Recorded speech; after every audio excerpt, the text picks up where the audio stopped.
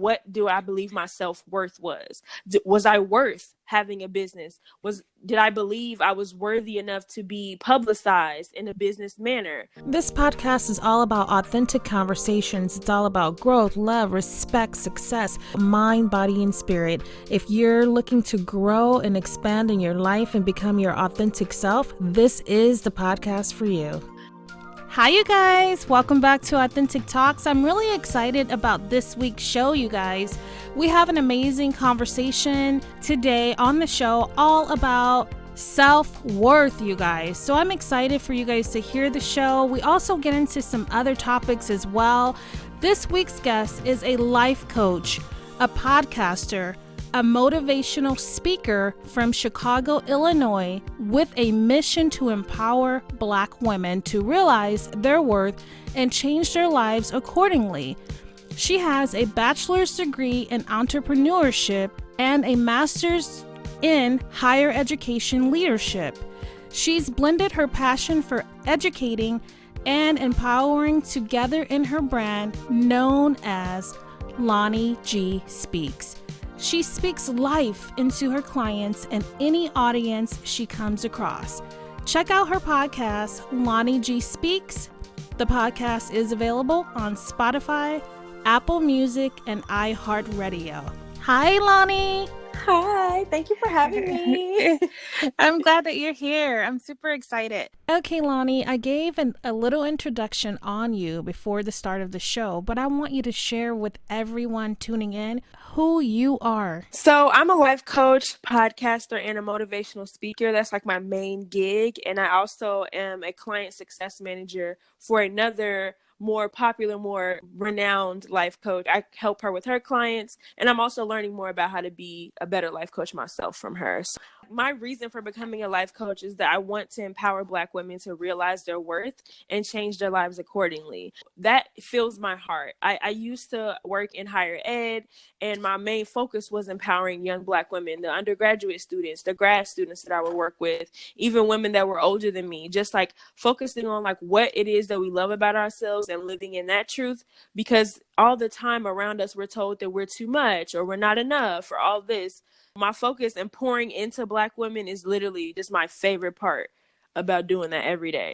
Wow, I absolutely love it. I have noticed that a lot of life coaches are doing workshops or attending them, and that's something that I have set up for myself that I want to accomplish this year of 2020.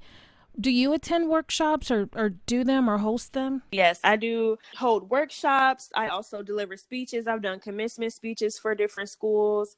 I've done like welcome speeches for students who are coming new to a university, because most of my work was in higher ed. So that's where most of my speeches have been done. And I think that's where the most impact is in education in general, because that's where a lot of people get conditioned, right? A lot of students are being conditioned to believe there are certain things about themselves as early as 5, 6, 7 years old. So like getting to those students, getting to those people and spreading that as early and often as I can is basically my goal. But yeah, I do whenever people want me to talk, I show up and I talk. If it's a chill situation where we're talking in a circle, cool. If I'm speaking to a large audience of thousands, cool. If I was someone who was thinking about starting my own business, what advice would you give me? I would ask you, what do you think about yourself? Because I know that for me, the first part of believing that I could own a business and start a business was getting down to the nitty gritty of what do I believe my self-worth was? Was I worth having a business? Did I believe I was worthy enough to be publicized in a business manner? You know, things like that. So getting down to what do I believe about myself? Because if you don't believe that you're capable, bare minimum, you're not going to get the business off the ground. There will be a lot of naysayers. There will be people who don't believe in your vision. But if you are the sole person that believes in you, no matter what anybody says, nobody can stop. So that'll be my first question to you is like, what do you believe about yourself? Do you love yourself? Do you feel like you're worthy? All these things. So Lonnie, what do you tell them if they say to you, I don't know what kind of business I want to start, but I do want to start a business. Can you share with us how you would break that down for them? I would move into, what do you know that you're good at? So like I feel like a lot of people these days just get on trend and they want to do what everybody else is doing. But when it comes to entrepreneurship, it's specifically for Black women, we have a lot to offer and we are very diverse within our own community. So like, let's not stick to, oh, well, I want to do Fashion Nova or I want to do like these types of things. Stick to what you know, what you're good at, and what you're passionate about. Because as everybody always says, once you're doing something that you love, it will not feel like work. I want you to do something that you're passionate about, that you can and will want to do the rest of your life. That's where we'll start. And then we'll go into how can you monetize that. Wow, girl, that's good stuff. Now, switching gears here, I want to write a book. I love to read. I have a lot of guests that come on that are authors, and I enjoy reading their books. And that's my next step. I put it on my vision board. I support you, sis, because honestly, I'm doing the same thing. And I haven't told a lot of people, but once they listen to this podcast, they'll know. I have been writing a book. And what I suggest for you is just to start writing. So when you feel like how we were talking about, like, you know, you have something to say, that's why you started this podcast. Like when you're thinking about something that you feel like a lot of people may resonate with, or even you feel like, man, this is something that I've struggled with, you can just start writing it down, what you've gone through, how you've overcome those certain things, because people will read it and it will inspire them. Mm-hmm. And I took this webinar one time that was talking about like how to get your why into the world. So like, what is your why? And how can you express that to other people? How can you empower other people to live out their why as well? So just writing it down, because your perspective is important. And, you know, knowing that your perspective is important, because that was one of my struggles in the beginning too. It's like, well, I don't got nothing to write about specifically for me. Like, I'm only 27 and I feel very young. I'm like, well, but I've had a lot of experiences though. Mm-hmm. And I stopped downplaying the fact that I've been through a lot, that I have a story, and it's a story that a lot of people enjoy hearing, because I've shared pieces of my story with people and they were like, I never would have known you've gone through that, or I never would have known that you're going through this right now. But mm-hmm. It's like, well, I have something to share and it will help other people. Yeah, definitely agree. I read a lot of self-help books. Mm-hmm. I love them. I read all types of books, to be honest with you. And everybody knows already. They're going to be like, Shanta says this on every podcast. I have a bookshelf. And my bookshelf is overflowing. But I'm like, I'm seeing people who look like me, act like me, and they dropping books and people are actually supporting them. So like, why not? Absolutely. All right, Lonnie, so back to you. You're an entrepreneur. Can you share with me like how you got started on your journey of entrepreneurship? Well, first of all, in undergrad, my major was entrepreneurship, because I've always known that I wanted to be my own boss. Like, I knew I wanted to be a CEO. I know I didn't want nobody to be bossing me around for like the rest of my life. But I went to grad school and, you know, I was okay, maybe I'm going to stick with higher ed, you know, work for some people until I get some time so I'm comfortable.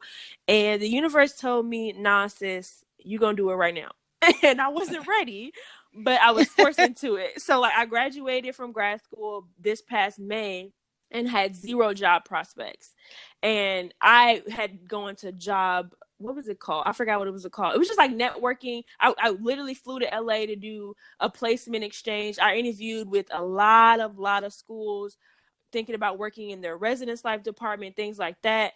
And nobody would hire me. And I'm not trying to geek my head up, but like, and I had all the qualifications. I was overqualified for a lot of these positions, and nobody would call me back. I got to like the final round on a couple of schools and still nothing fell through. And I was just starting to think, well, damn, like, is there something wrong with me? Like, not getting a job. Like, then I started to apply to literally everywhere. Like, I applied to be an assistant. I applied to work in grocery stores. Still was not getting any jobs. And I'm like, okay, this is ridiculous. I struggled with depression, and I had a really low bout because I thought my worth was nothing because nobody would hire me. But now I know the universe was forcing me to stop looking elsewhere because I had to start my business. And in order for me to do that, I couldn't be working for anybody else. I couldn't be dedicating my time to building up somebody else's institution, their business. I had to focus on me. So the universe made sure I had no other place to spend my time but with myself. Spent like 3 months just like digging deep. Like, what am I passionate about? What do I love? Who am I? Because so much of my identity was caught up in higher education and being that representative, being that Black woman that was whatever. And I finally decided, okay, I'm really good at giving advice. People have always told me that. I always have good things to say. I'm very good at coaching other people to realize their worth and, you know, change their perspective. Okay, so there came the life coach. Then podcasting. I love to talk, like I already told you. People, I love to listen to myself talk. I was like, why not? It was a free app to get started. Okay, I could just start talking and launching that. But that only started because I believed in myself and the fact that I had something to say. For a long time, I was telling myself, well, your story isn't that important. Nobody will benefit from that. It's not that big of a deal. You didn't go through that much.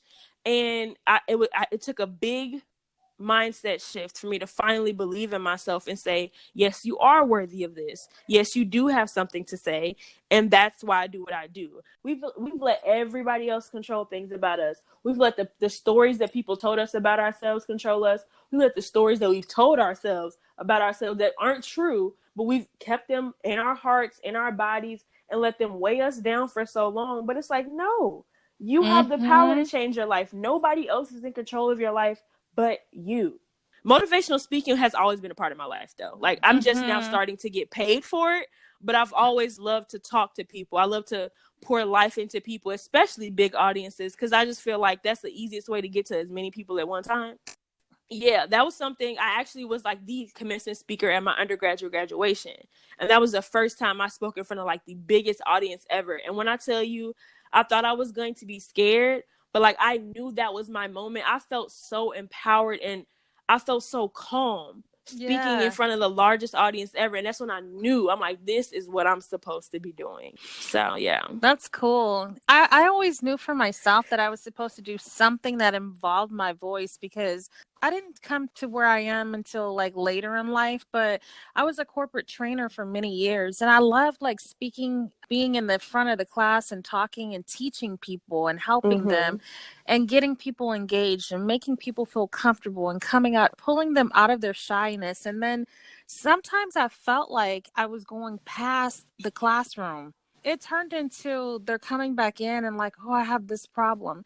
And so for years, I was always giving advice to people, but I didn't really notice that that was happening until later years. I'm like, dang, everybody's always calling me, asking me like, what should they do? And I'm sitting up here walking them through their life, but I'm not even walking my own self through my life in that same way. And so I said to my husband one day, I said, I don't know, I feel like there's something more that I should be doing. And I kept feeling it.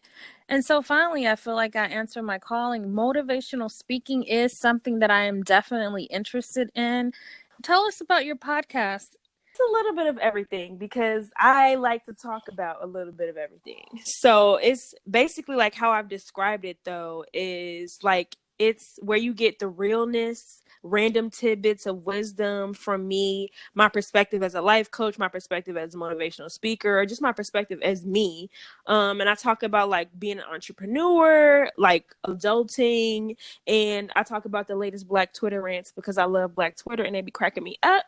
So I talk about everything. But well, yeah, you gotta hard. find good I people. don't even understand it. I'm like, okay, so here, this is where I tweet. And then I'm like, okay, it says retweet, so I did that. It makes me feel super old school. No, it's honestly, it's not that bad. Like it's just, for me, it's where I go to get a laugh. Lately, it's been a little bit sad, because all the things that are happening in the world right now. Honestly, like people just are talking about real stuff on there. Like they tweet random things. Some people treat it like a diary, just like they do Facebook, and it's not my favorite thing about it. But it just depends on who you follow, and like you can mute people just like you can mute them on Facebook. So it's similar. And honestly, everything that like starts on Twitter ends up on Instagram and Facebook. So Twitter is like the lead of the social media? In a way, yeah. Yeah. I would say yes. Oh, that means I need to learn about Twitter. Yes, you do, girl. Ride the wave. Ride the wave. Yeah, I'm going to find you on there. Okay, yes, definitely follow me. On Twitter, it's loving the journey, like, because it's similar to my personal Instagram. My personal Instagram is about loving my journey, and that's kind of like my message as well, as like loving the journey of life. So I can like send you in a message what the @ name is because it's spelled kind of weird, but yeah. Oh, okay. Yeah, I like it though. Loving the journey. Thank Loving you. the journey. I don't know if you heard of Patreon. I'll tell you. Okay. Okay. So Patreon is basically a place where people can like subscribe to get additional content from you. A lot of podcasters have it. A lot of people who have like a big social media following have it. And like they pay like a small fee every month to get additional content. So like for me, like there's different tiers. There's $5 a month where you get a certain amount of content, $10 a month where you get additional more content plus what's in the $5 tier, and then 25 where it's like the VIP area where they get a lot more information from you. And for me, my Patreon, I give exclusive access to meditations like tailored to and for Black women, and I do live Q&As. I give advice as a life coach. Like people get to ask me one question a month where I can share my perspective on what they want to know, things like that. And, they can just go to my Patreon, patreon.com/Lonnie G Speaks, and see which tier they're interested in. And then you can basically just get additional content from me, more tailored to and in like a safer space, because social media, is kind of open to everybody. And I don't really want to, the things that I'm talking about, like the year of elevation, that's what I call 2020 for myself. I want us to elevate in a community where we feel safe and feel loved and feel valued. So yes, it's a paid community, but the work I do requires a lot of energy, a lot of love and intention. So I deserve to be paid for that work. So that's a place where I want a smaller community of Black women to come and, we can elevate together. We briefly talked about your spiritual journey. Can you share with our audience? I started this journey and I still live with my family currently. And like we weren't necessarily on the same wavelength with that.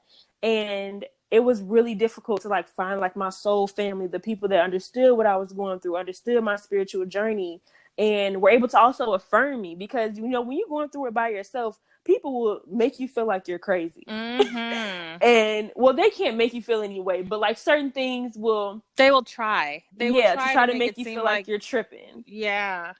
And it's not necessarily like that they have ill intentions for you, but like if you're not there, they won't get it. So that was one of the things that I struggled with in my spiritual journey, was like finding people that I could connect with, that would understand me and help me to elevate, because there's only a certain amount of, I feel like I can only go so far by myself, right? So I need somebody that's going to help me along the way, that's going to understand me and push me too. So I'm glad I found you, girl. I know, right?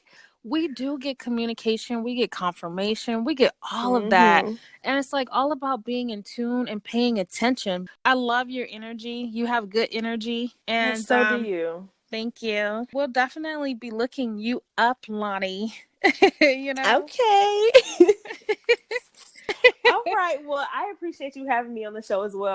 I'm so excited. This is my first guest thing that I've done since becoming a podcaster. So thank you very much. And, my tagline, my quote, my belief, what I pour into people is, you are here on purpose. Act like it. Oh, I love that. Thank you. You are here on purpose. Act like it. I love it. I love it. And I'm honored that I was the first person whose show you've been on.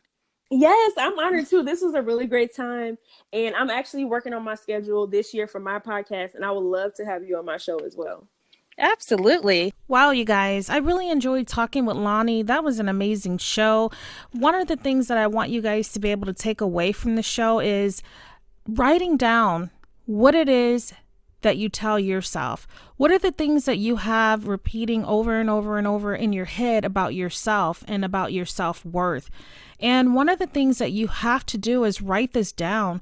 This is how you're going to be able to know what it is that you think about yourself. Like once you write it and then actually read it back, it makes a big difference. And if you're telling yourself negative things, then you're able to combat that and write the opposite of that. So if you're writing down, I'm useless, anything along the lines of that would be degrading to you, in order for you to become the person that you truly are deep down inside, to become the person that you want to be, you have to start there with understanding what it is that you're telling yourself about yourself over and over and over again. You guys, having affirmations or creating affirmations around this is amazing. And it's like, what do you want it to be? What is it that you want those thoughts in your heads to be about you? Just think about the things that you tell yourself. It's all about changing anything that's negative, and we have to flip it over and make it a positive. Self-worth is so important. It doesn't matter what type of job you have. It doesn't matter how much you get paid on that job. It doesn't matter if someone else in society or a group of people, or even if the world doesn't agree. You are valuable. We all have something valuable that we bring to the table. You don't, again, have to compare yourself to anyone else. This is about you getting yourself together. And I know that there's things that happens in all of our lives that where we get to that point when we don't value ourselves or have that self-worth. And this is a taught behavior. It's something that after you're chiseled at over and over again, the layers of skin get thinner, and then that's when we don't have that self-worth. Well, go ahead and get this started now, you guys. Journaling, affirmations, that self-talk. Make sure that it's positive, and you have to truly understand that self-love is the foundation to all of that, which leads you to self-care, and self-worth is also a part of that. If you are ready to move forward, then I need you to do this and let me know how it works for you. They say it takes 28 days to form a habit. And if you just do this for 30 days, it's going to become a routine. I believe that it will start to become a routine before that. You're going to start noticing that you're changing your subconscious mind, because it's our subconscious mind, when you're not even trying to focus on thinking about things, that kicks in and tells us all of the different beliefs, opinions, and things that other people may have of us. You have to erase all of that, erase the old beliefs. In order for you to build a new belief system about yourself, you have to start there.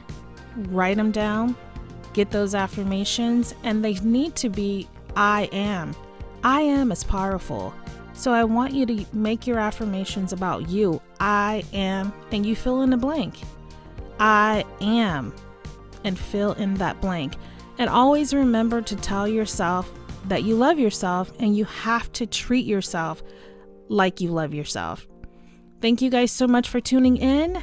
I'm Shanta with Authentic Talks. We've let the stories that people told us about ourselves control us.